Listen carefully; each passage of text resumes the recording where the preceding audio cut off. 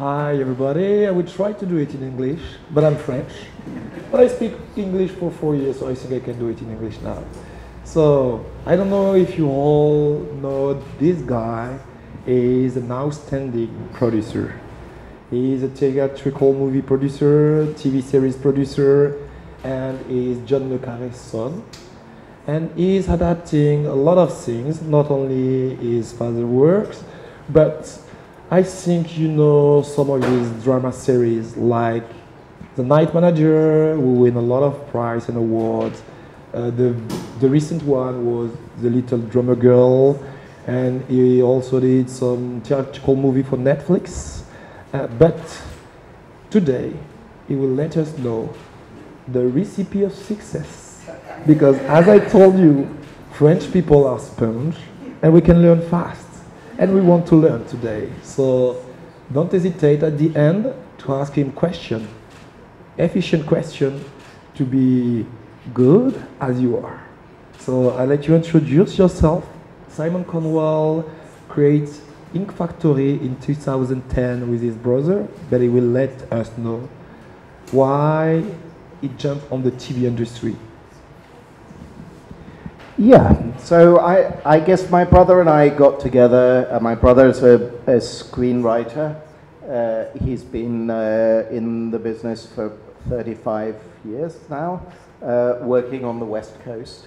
And I suppose 8 or 9 years ago now, he and I decided that we'd always talked about starting a company together.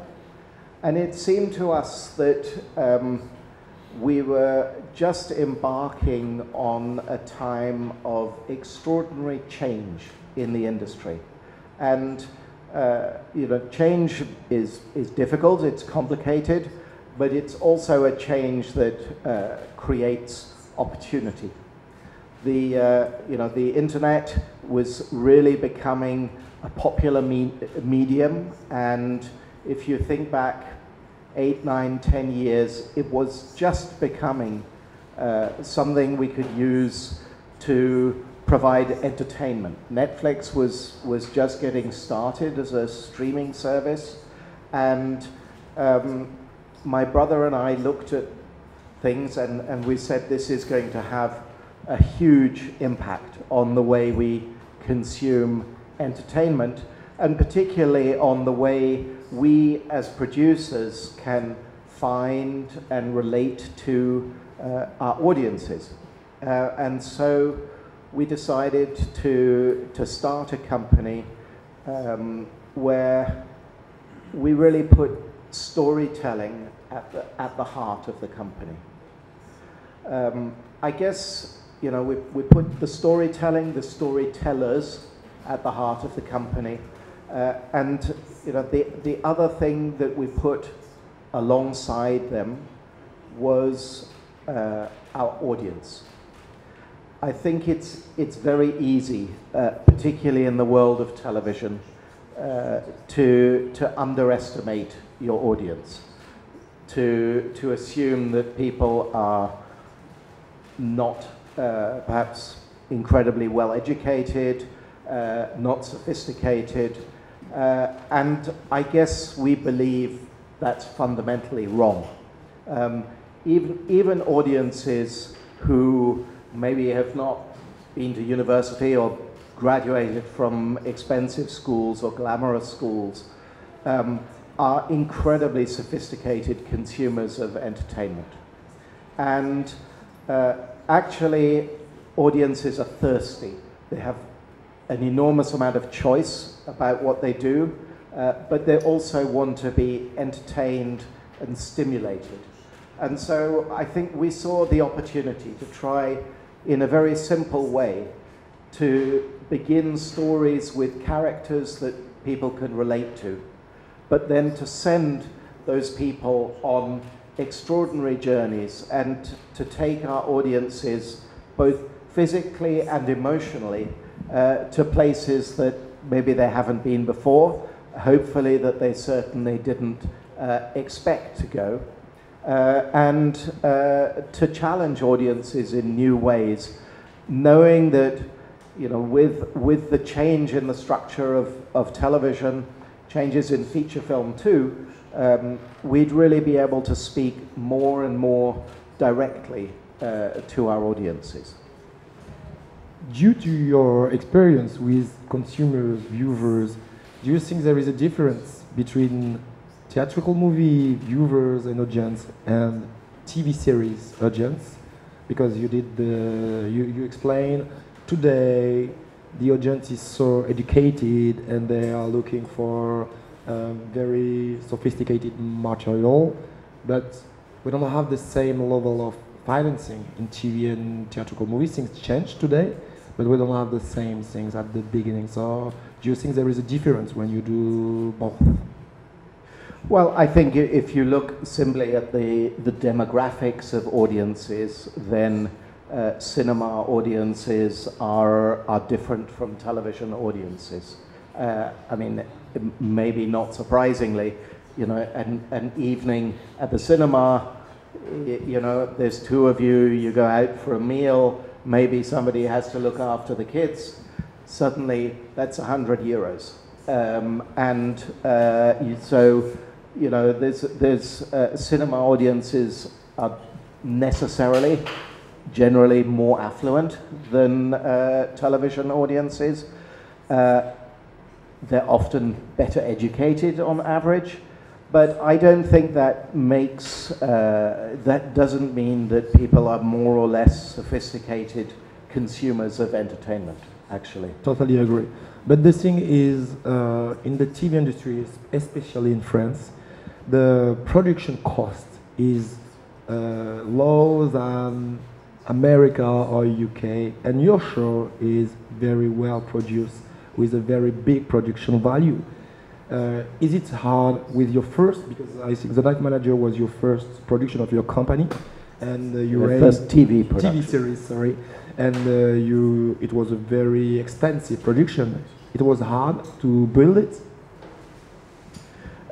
Yes, I mean, ironically, because The Night Manager was on our screens just 3 years ago, you know, it was, at the time, it was one of the most expensive TV series that had been made in Europe. And I can say historically now, it cost almost $30 million to make for 6 hours of television.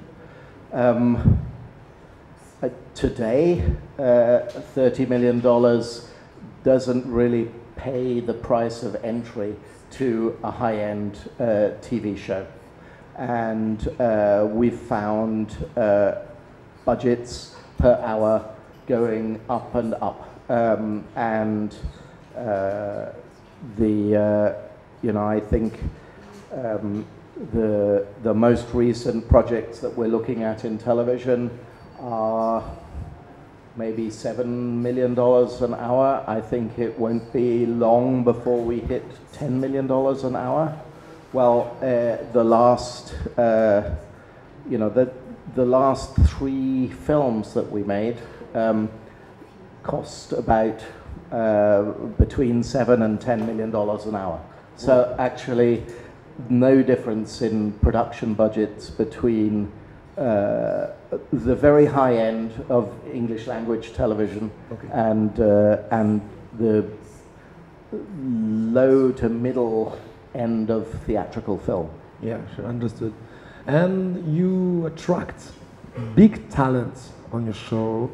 You Glory, Park Chan-wook, a lot of very well-known talent stars, and we know, because we all work in the same industry, we know it's very hard because there is a lot of competition, a lot of show. Could you explain us how you attract them, how you work with them, and how they give you their confidence? Well, I think, and you know, I'm sure you're having this experience, or you will have this experience, sure, as well. But when you start with very strong literary material, you start with a book or with material that people understand the quality, then you know, we try always just to create a virtuous circle. So a great book will attract a great screenwriter. A great screenwriter brings a really interesting director. And then a good book, a good screenplay, and a great director opens the door to amazing cast. So the development stage is very important for you, and you work first on your material before talking to anyone. Yes, we spend years in development in our projects. Frequently, I think we have one project we're doing at the moment, which we restarted the screenwriting process for the third time now, because it just, you have to believe in the story that you're telling. Exactly. And how do you deal after when a broadcaster jump on board with a vision, and you already developed and you already work with your scriptwriter, and you have to align your vision, or because you are confident of what you are doing, what you have done? Well, I think, we love to collaborate with the broadcasters, and some of the television that we do and are doing is quite risky. It's quite difficult television. And for instance, we'll talk a bit later about Park Chan-wook directing his first piece of television. He's a Korean auteur director. For me, it's a financial risk. It's it's a challenge. But for a broadcaster to say, yes, I'm going to put this in front of tens of millions of people on my channels, that's a big and bold decision for them. So, we work very closely with the broadcasters. When we sell a project, when we start talking to the broadcasters about a project, we're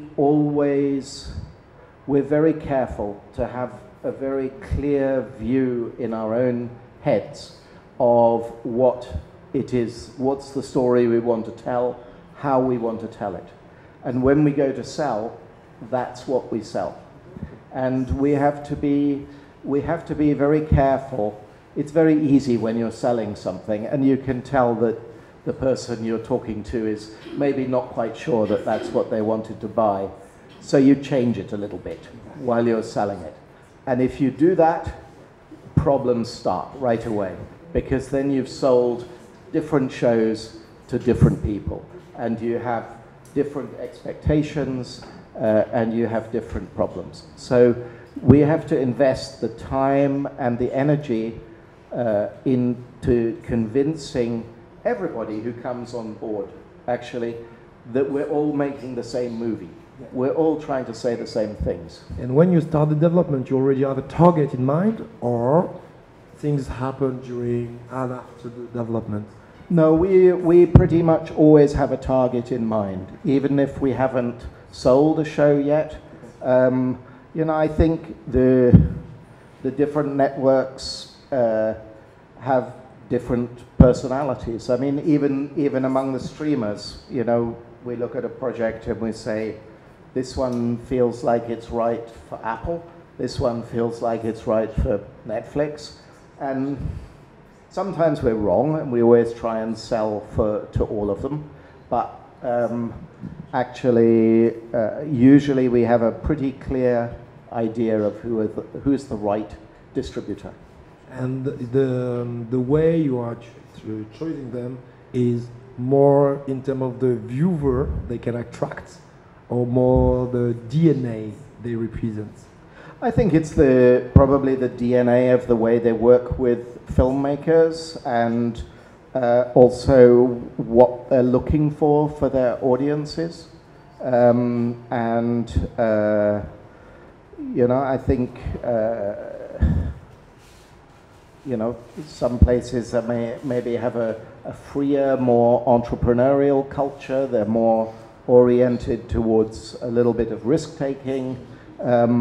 Other places maybe have a very strong marketing machine, but slightly more conventional. And conventional doesn't mean bad. It's just different. So I know how hard it is to bring a best-selling novel on screen. And especially when you have a link with the writer. Is it hard to deal with the original book and to make some proposal to adapt it on screen? Well, at a personal level, it's always hard talking to your dad about things. But at a creative level, I think actually a book is only ever a starting point for an exploration of how a story can be told on screen. And so if, you know, to take a concrete example, frequently in a book you'll have several storylines which are intertwined.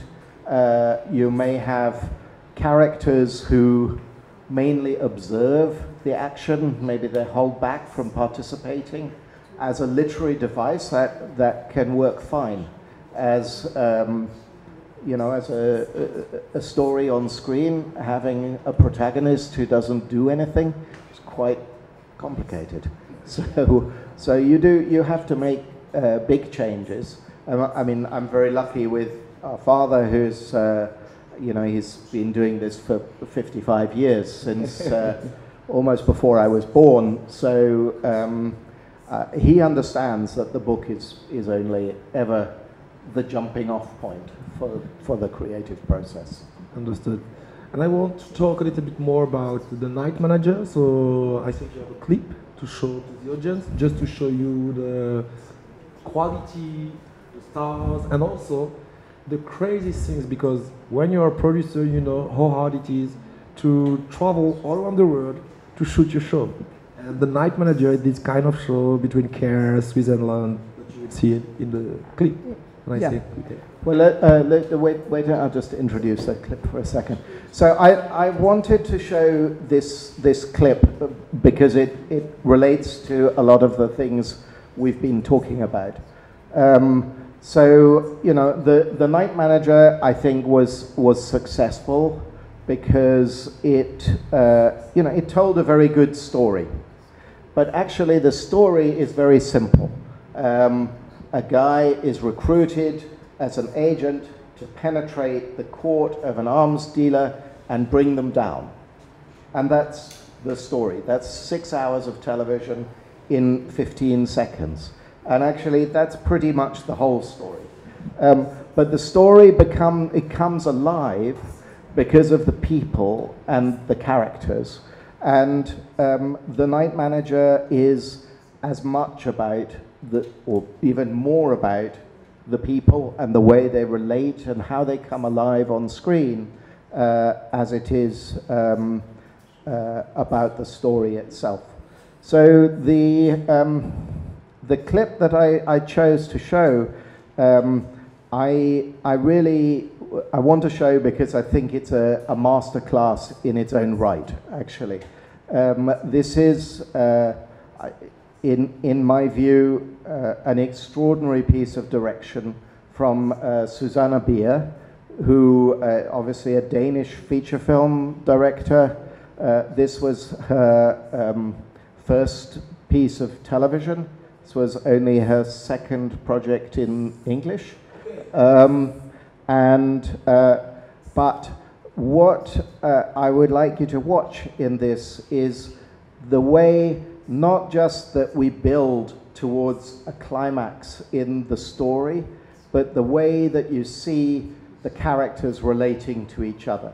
So this is, we're in the court of an arms dealer played by Hugh Laurie, and he is simply giving a dinner party for his acolytes. We'll see what happens. But look at the way that the characters interact with each other.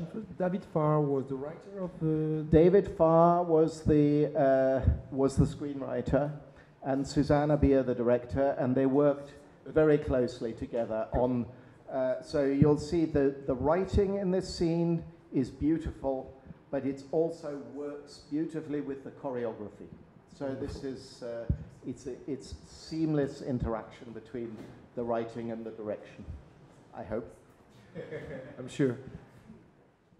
So, I mean, so there we have a build towards a climax. It's quite a dramatic scene, but at the same time, everything is about the people, the relationships. The guy who's, you know, we learn from there is having an affair with the au pair, and his wife is.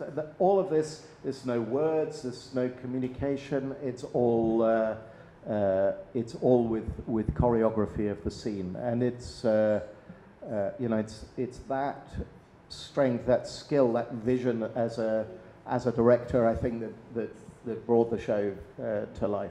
It's character driven because we fall in love to all the characters, and when things happen, we are moved and we feel more. Immediately we care. Exactly. Because we have a relationship with the little boy. He's just had his first glass of champagne, and then he's kidnapped. Exactly. And Hugh Glory seems to be like in Dr. House, with a good talk. Is funny and tough also. Is it his personality, or is it something the writer and the director want to bring in Night Manager too? I think he's Hugh Laurie is an extraordinary actor, and as you say, he can combine real wit. He is a very funny man. I mean, in real life, if you have dinner with him, you spend 3 hours laughing non-stop, but he can also be, particularly on screen, very frightening. And there's always something deep and angry and hard in his eyes underneath the humor, and that makes it very powerful. Have you gave him authorization to shape his character also?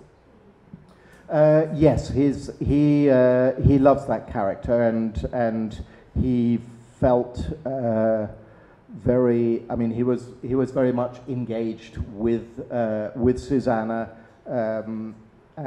in the shaping of the character, and the way Susanna works. She's a very organic director. So every day, and this would terrify our crew on set. Every day, she would go to the location with the cast, and sometimes for 2, even 3 hours, they would rehearse in the location. Just the actors and the director. And the director of photography, the cinematographer, to create a chemistry relation with them. Exactly. So that's when they could. I mean, we rehearsed before we began production, but actually the real rehearsal, the shaping of the scene, is there on the day. And you know, one of the extraordinary feats of the director is that. You know, this is a 360-page script, and you know, our directors have to know what every character is thinking and feeling at every moment in those 360 pages, because we don't shoot in order, and so. You know the roots of the story, where the story comes from. You know what the broadcaster wants to do with. You know what do you want to do with.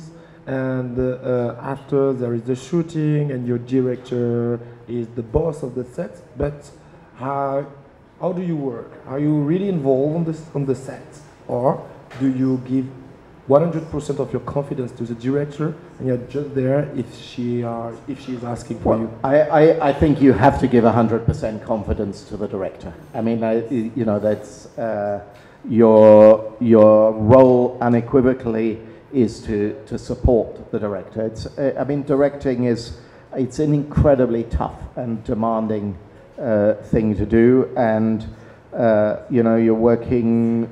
I mean, that's a 80-day, 16-week shoot, so it's 4 months basically, working every day, long days. It's physically and emotionally, mentally demanding. You know, of course, you also, you know, you have a dialogue with the director, and Susanna she's a very confident director. But that also means she really wants to know what you think. So, yes, I and a colleague of mine, we basically split the production between us. But we were with Susanna pretty much all the way through and watching the shooting with her, talking to her about it. But that varies a lot from director to director. Some directors really don't want to see the producers on set. You are watching Daily Rush? Or yes, I always watching dailies. Okay. And the thing is, it's very well produced, but the DP, the actors, it's like something you have to build like a family, like a team. But you never know how things will. Yes, there's always chemistry. We are, I think, in almost every production we do, we are constantly rewriting, even during the filming, because the relationships evolve on screen, and you have to respond to the moments that you capture. But you have to have the confidence from the broadcaster also, because if you change things, they already green-lighted. Yes, you have to have a relationship of mutual trust, actually, with the broadcaster. That's absolutely right. And I think because we start by telling you will give us some advice for the recipe of success. So trust and confidence is one of the key. Being very clear about what you want to do and why, and making sure that your broadcasters believe in the same things you do, and then if they do, then you can make changes quickly. You can travel together, and once it's shot, it's too late to change it. Exactly. So, okay. And in terms of your father experience when he showed the series, he was proud because it was an extension of his work, or because it was similar and with the same DNA, or I don't know what. Yeah, I think that this series is quite different from the book. It happens in a different time period. One of the main characters in the book, who is male, is female in our story. And actually, the final 2 episodes have nothing to do with the book at all. So, but at the same time, I mean, it's back to the characters. The essence of the characters are the characters from the book. But you make those choices at the very beginning of your development, or because? Yes. Okay. Yeah. Okay. Yeah. But it's something you are doing because it's more relevant for our period, because it's more relevant because it's a TV show. I mean, I think the moment, you know, I mean, anybody who was writing 30, 40, 20 years ago was writing in a world that was completely dominated by men. I think the world is still too dominated by men, but you know, today to have a senior intelligence officer, it's, you know, not only credible that should be a woman, but it would be very strange if you had 6 people in a room together and there weren't at least a couple of women. So, you know, life changes, sometimes in good ways like that. And I think it's a good thing to do this. And how the reader react? What is the reaction of the readers by those changes? It's a lively conversation with the readers, which is a good thing too. But most of them, I think, understand that the film is something different from the book. Because, as we said, it's an adaptation, not a copy. Exactly. And now you also adapt The Little Drummer Girl. Yes. Then The Little Drummer Girl, the book was written in 1983. 1983. Yes. So 40... My first years. And the thing is, I watched the show and it's so modern also. So it's a big challenge because we don't feel we are watching a periodical or something. It's just good because you follow, as in The Night Manager, characters. You don't care about the set, you know? Yeah, I think, The Little Drummer Girl is a remarkable book because although it was written 40 years ago, the main character is a young British actress, and she does feel extremely contemporary, and she is played by Florence Pugh, who is an extraordinary young actor. She's 22 years old. She will be a great star in years to come. She's already becoming a great star, but she is utterly a woman of today, and even when she plays in period, she can't resist giving a strength and a dynamism to a role which feels very contemporary. So in the two shows there is a link with women, lead character woman.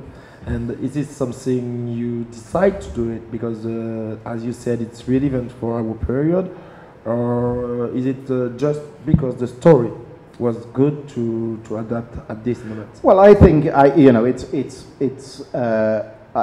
yes, it's a very conscious choice. It was also a very conscious choice to pick that book and not another book to adapt.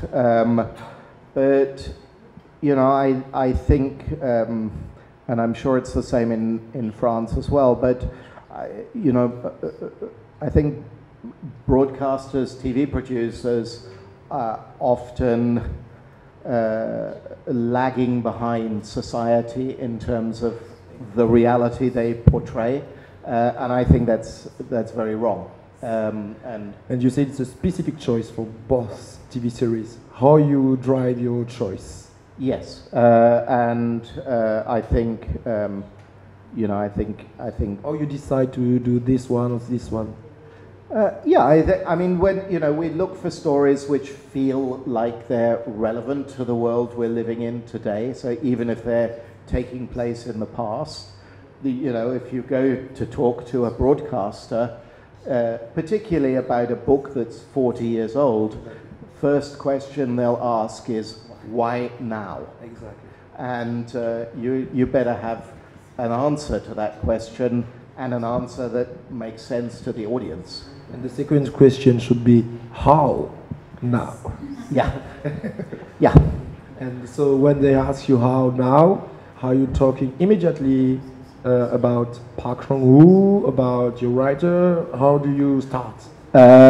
Yes, in The Little Drummer Girl, right from the start, we said exactly as you've said. We want to do something which is very precisely in period. So it's set in 1979. It's set exactly in 1979. It is not set in the 1979 of glam rock and ABBA and everything else, but really in the hard edges of the counterculture that were actually where a young actress would have been in 1979. She wouldn't have been listening to ABBA or Boney M or any of those things. But at the same time, to tell the story in a way that's very fresh, very contemporary, and I hope when we get it right, doesn't feel like a period show. Not at all, not at all. And I was a little bit shocked by the beginning of The Little Drummer Girl. It's like a hook.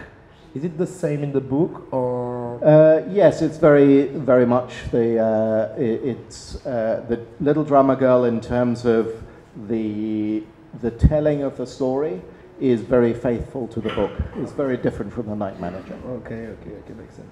And you decide to choose this lead actress, and she's amazing, beautiful. And is it your choice, or when Park Chan-wook did? Well, you know, we had been talking. I mean, I'm an enormous admirer of Park Chan-wook's work. I think he's an extraordinary director, and we'd been talking for some years about maybe doing something together, and actually, for one reason or another, it was quite difficult. And then I met him at Cannes, maybe 3 years ago now, and he'd just read The Little Drummer Girl. It had just been translated into Korean, and he'd read it for the first time, and he said, I have to make a film of this book. This book is about everything that I think about and believe in and put into my films. Exploration of identity and you know, in a divided world. I mean, extraordinary, and of course he's right. But I had to say to him, that's wonderful, Director Park, but you can't make a film of it because we're developing a TV series. And so we shook hands and said, and then maybe 9 months later we had some scripts for the TV series which were quite good. And you wasn't afraid? It was his first TV series experience? I think everybody was afraid. But how could you not do it? You know, Director Park is a very, very organized, very methodical man. So after he'd read the scripts, we had the scripts translated into Korean so that he could read them. We probably talked for a month about schedule, about budget, about where we would be able to shoot, how we would have to do it so that, you know, because I think The Handmaiden, which was the last film he released, for a feature film, he shot for 116 days.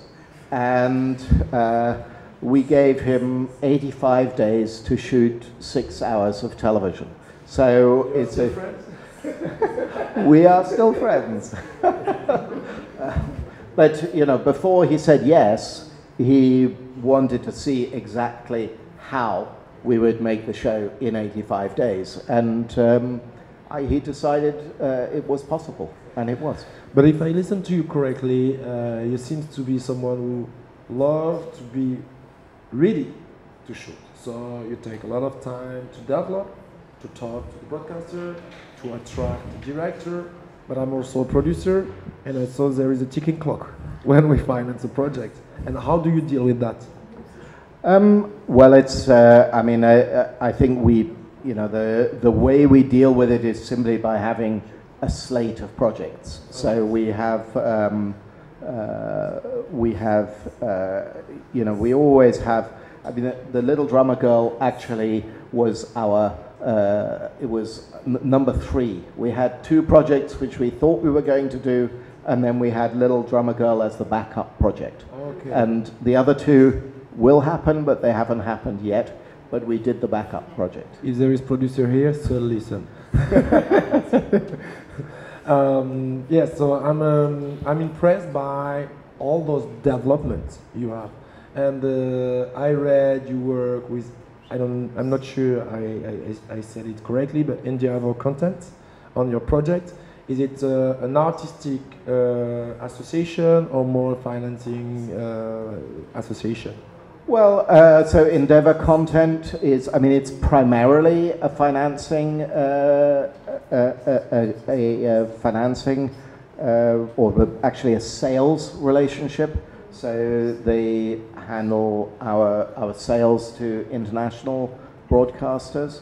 But Endeavour Content's own business is changing, and they're becoming more involved in the production side. So we're just starting some of our developments we're doing as joint developments with them now. Okay. Because they are linked with represented agency like WME, and is it interesting for you to talk directly to talent, or is it not an entrance because you already have access? Well, no, it's we have a very close. So we sell with Endeavour Content. Our company is represented by WME. Okay. So, you already but if we look at the Little Drummer Girl, 2 of the 3 main cast came from CAA. Okay. So, Okay. we're not tied to WME. You are not packaging. They are not packaging, or if they package, they split the package. Good things. Good things. In terms of experience between Night Manager and Little Drummer Girl, what is the difference for you in your point of view, with your point of view? I would say they were both very demanding shoots, but probably the Little Drummer Girl was the first time that I had done a period show, and I probably underestimated how complicated that is, and so there was some significant just logistic and budgetary challenges. When you take over a whole square in a town, the main market in a town, you have to change the signs on all the shops. You have to replace every car, either physically or digitally. I mean, it's a complicated process. But we have to congratulate you because we know how difficult it is to do periodical show, and you did it very well. Thank you. Very well. I have a question for you because you are doing a lot of things in a row, but do you have enough time to be involved in each development? Because you said it's like our optional production, but do you have enough time to be involved in each production in the same level?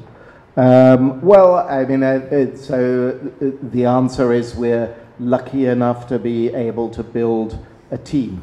And so, we're building a team slowly, but we're bringing on board people who share the same taste and values that we share, so that we can do more. Otherwise, I mean, these are big productions. Each one takes over your life for maybe 2 years. And there is a lot of big show, and there is a lot of competition all around the world now. There is no borders. Show come from America, Germany, everywhere. How, if you have an advice to give us, how do you compete to be compelling for the global, the golden age of TV? Well, I think the wonderful thing about the golden age of TV is that it pays to be bold. I think, when I was growing up, you wanted to know what was going to be this year's successful TV show. The answer was, it was last year's TV show, but with a little tiny turn of the dial. And now you look at what is a successful TV show this year, and the only thing you know is it's completely different from whatever everyone was talking about last year. So I think we are trying to do things which are not the same as the last thing we did, and to stay ahead of the curve, and also to do a variety of things. But I think audiences respond to creative ambition. I mean, if you subscribe to Netflix, you have a choice of thousands of shows to watch, and you pick one at any one time. So, whatever show you do, it's got to be the best of that kind of show. And, you have to try to do that. Most of the time you'll fail, but that's okay. Before showing a clip of Little Drummer Girl, maybe you want to tell a little bit more about? Sure. The Little Drummer Girl, so as I mentioned, it's a story of a young British actress who's recruited into an Israeli intelligence operation.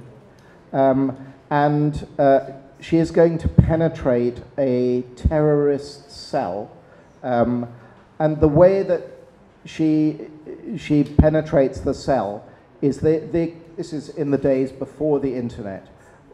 The Israeli intelligence creates a backstory, a legend for Charlie, where it appears that she has been the lover of the younger brother of the leader of the terrorist cell. The younger brother is then captured by the Israelis, and in the scene that we're just about to see, the younger brother is about to be killed, I'm afraid. And meanwhile, Charlie, our hero, has been sent back to England to wait to be contacted by the terrorists. So here what we'll see, and this is an example of real deep surrealism in television, which is not something we see a lot of in television. We are largely inside the mind of Charlie, and we see her remembering things that may or may not actually have happened. So we'll see her both with her Israeli handler, who is played by Alex Skarsgård, and with her imagined Palestinian lover, beautiful Michelle. So here we'll see how fantasy and reality are woven together in quite a brutal piece of storytelling. This is from the end of episode 3. Well done. Thank you. One question. Have you seen The Bureau? I have not seen as much of it as I want to. Because when you are talking about the legend, in French we have a show called The Bureau, Yep. and it's practically the same subject about how you build a legend, but it's a male lead character and in the present day. Yeah. You know, we are French, so we would love to talk a little bit about our industry. The thing is, I think for us, it's new to do some co-production. And for us, if we talk about The Little Drummer Girl, there is a Korean director. The subject is a very hot and dangerous subject. And you are from UK. And do you have a consultant, or how do you make all those people with the subject work together and to be so relevant with the reality? Well, I mean, it's, you know, we're very careful. We also have American co-producers, so it's a truly international production. I mean, I think when we approached this, we wanted above all to tell a human story. I mean, this is a story about a relationship. It's about a young woman's search for herself, and you know, and I think it's important too that I saw one of the speakers yesterday talking about this as well, that you know, it's very good that we're putting more female protagonists on screen, but often our female protagonists are very idealized. They're very, you know, they're almost sort of male versions of what female protagonists should be. And I think one of the beautiful things about Florence's performance is that, and this is something she speaks very eloquently to herself, much better than I ever could, that, you know, she's a real person. She's flawed and complicated and contradictory, and you know, so I think even in that sequence, you know, yes, there's complicated emotions, there's complicated politics, but mainly what we're seeing is its impact on Charlie herself. Herself and the relation she had with family, friends, betrayal, confidence. Okay, and but the characters in real life and in the show, do they know the political situation before acting, or you just want them to be connected with their character only? No, I mean, I think you know, as you can imagine, you can't make a show like that without the set itself becoming a microcosm of the world we're living in. I mean, you know, we had Palestinian actors who couldn't be seen talking to Israelis, and we had Israeli actors. We had one in particular who'd never met a Palestinian before. And actually we all bonded on set, and you know, we had to make sure there were no photographers around, but there were a lot of very intense and very good conversations. So it was thrilling, actually. So you did a real challenge by producing also, to produce it. Yeah, it's you know, there's you know, but it's, I mean, I think we picked the story because it has contemporary relevance. Yeah. So guess what? When you cast it, and you cast it mainly authentically, apart from our leads, you know, we had two leads who were playing Israeli, who were not Israeli, but beyond that, all the Israelis were Israeli, all the Palestinians were Palestinians. So it's human being. Yeah. I think we are very interesting, but I'm sure your questions are better than mine. So someone has a question to ask? It's about the story. What's the division of labor between you and your brother? I think that's quite unclear to both of us. I think on paper, you know, my brother is the creative guy, and I'm the less creative guy, the commercial guy. I think the reality is that the reason it works as a partnership is that we understand each other's roles reasonably well. So yeah. You were passionate when you were younger, both on this on your father's works. Yes, I think we read all the books as they were being written, and you know, my brother and I also, we worked for an American TV station together. We made 6 small films when we were younger, and then we had careers that went in opposite directions, and now we're back together again. Good teammate. Someone has a question? Yes. So I was wondering, is your father involved in the adaptation of the scripts in any ways? He reads the scripts. He tells us his opinions quite clearly. But I mean, sometimes he'll write a scene or a line of dialogue and give it to the screenwriter, but usually as a, you know, not as a suggestion, not an instruction. But you know, mainly he lets the, you know,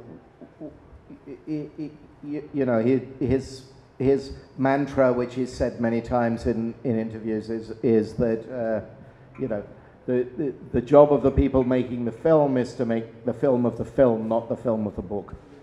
Yeah, for sure. Because I saw an old television or film done with Diane Keaton on the Little Drummer Girl. That was quite awful.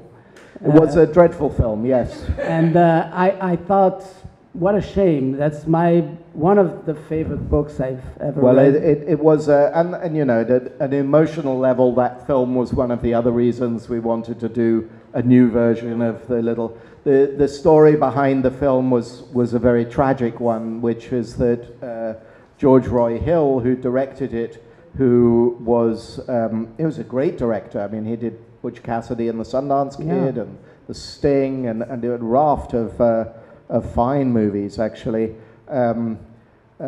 He was very sick. He had Parkinson's disease.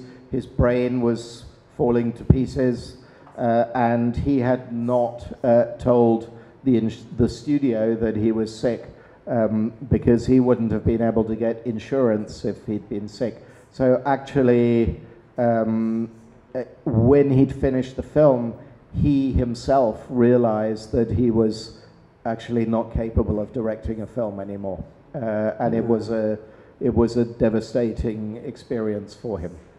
He wanted it to be his last great movie, and he screwed it up, and he said that himself. Well, I'm very glad to see that you succeed. My father was a great admirer of John Le Carré, and he was also a great writer, not as known. And so I'm in movie making also. So, and I know a little about relationships between sons and fathers. And sons, yes.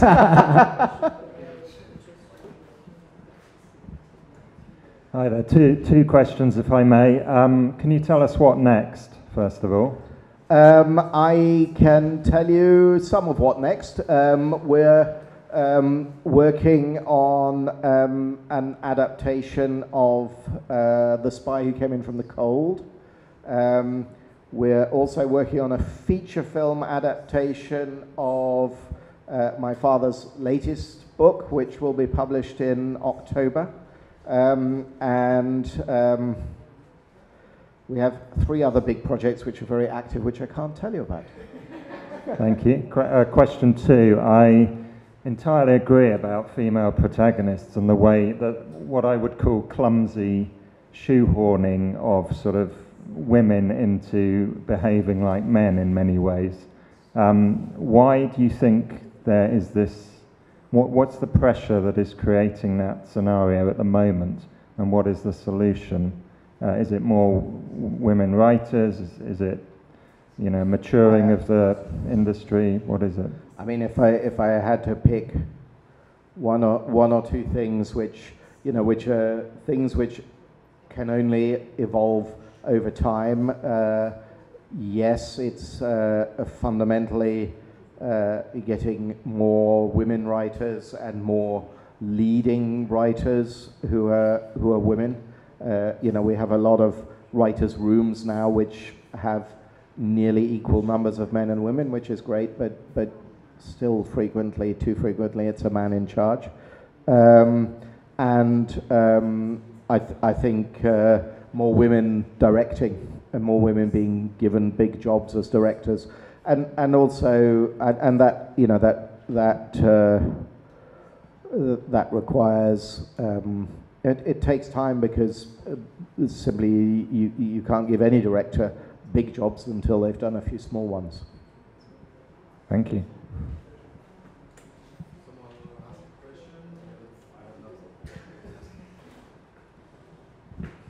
Sorry, again, it was just to follow up on what you just said about you doing the last John Le Carré, which won't even have come out. You're already working on the adaptation. I've read all of John Le Carré's work, and he's got his own particular style, and very much you can tell. But do you find now that, because I remember reading about him when he did Smiley's People, he is getting more interested in that return conversation with the world of television. Is his work now informed by what you're doing? I don't know. I mean, he would say categorically not. I would say categorically not. I guess my father has reached the point where there's a reasonable amount of academic writing about him, and the general view in the academic world is that yes, he's not just since we've started doing film and television, but as he's become more interested in it, his writing has become more explicitly cinematic. I think that's also the bigger point is that's also something about the role of the writer today. A novelist has to be a multimedia artist. They often have to be a performer. They have to relate to their audience. It's we're almost going back to the Middle Ages, where the storyteller is a live part of the community, and writers have to express themselves in many different ways.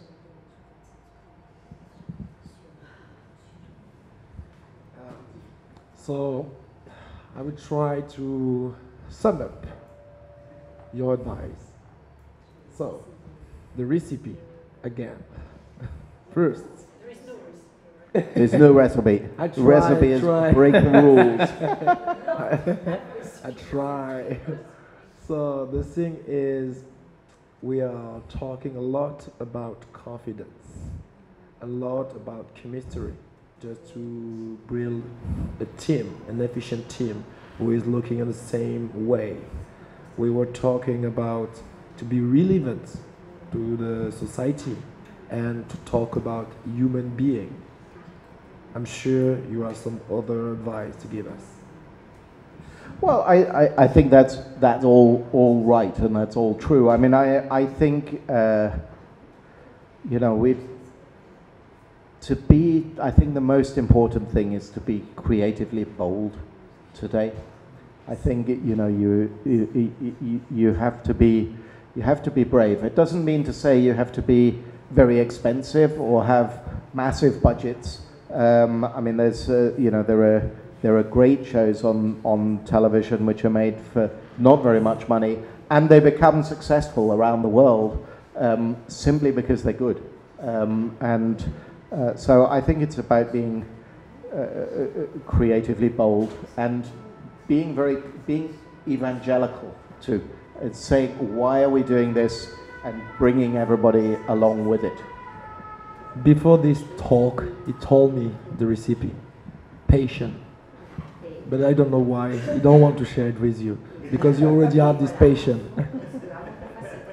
So it was a real pleasure to be the speaker in front of you, and I'm sure we will talk again, and we will attract you in France to do look something. Forward to seeing you. You must come to London as well. Yeah, but I would love you to do something here in France. There is beautiful things here. Yes, there is beautiful setting, beautiful writers, director. We shot one movie in Paris, but it wasn't our best movie, sadly. So we have to come back and put it right. It will be a pleasure to again to.